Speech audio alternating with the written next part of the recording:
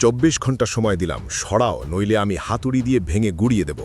নেতাজির এই এক হুঙ্কারে ব্রিটিশরা রাতের অন্ধকারে কি লুকিয়ে ফেলেছিল জানেন? ঘটনাটা 1940 সালের। কলকাতার ডালহৌসি স্কোয়ারে ব্রিটিশরা নবাব সিরাজউদ্দৌলাকে অপমান করার জন্য একটি স্তম্ভ বানিয়েছিল। তারা রটিয়েছিল সিরাজ নাকি অন্ধকূপ হত্যা করে 146 জন ইংরেজকে মেরেছেন। এটা ছিল বাংলার শেষ নবাবের চরিত্রে দাগ লাগানোর জন্য এক জঘন্য মিথ্যাচার। সবাই সব জেনেও চুপ ছিল, কিন্তু বাংলার বাঘ গর্জে উঠলেন। সুভাষচন্দ্র বসু সোজা জানিয়ে দিলেন, এই মিথ্যের পাহাড় যদি কালকের মধ্যে না সরানো হয়, তবে আমি আমার স্বেচ্ছাসেবকদের নিয়ে এসে ওটা ধুলোয় মিশিয়ে দেব। ব্রিটিশ পুলিশ, লাঠি, বন্দুক কোনো কিছুকেই তিনি পরোয়া করেননি। ব্যাস, এই এক কথাতেই ব্রিটিশ সরকারের মেরুদণ্ড কেঁপে উঠল। তারা জানত সুভাষ বোস যা বলেন তাই করেন।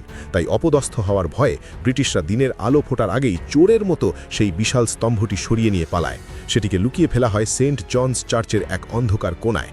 আজও ওটা ওখানেই পড়ে আছে, নেতাজির জয়ের সাক্ষী হয়ে।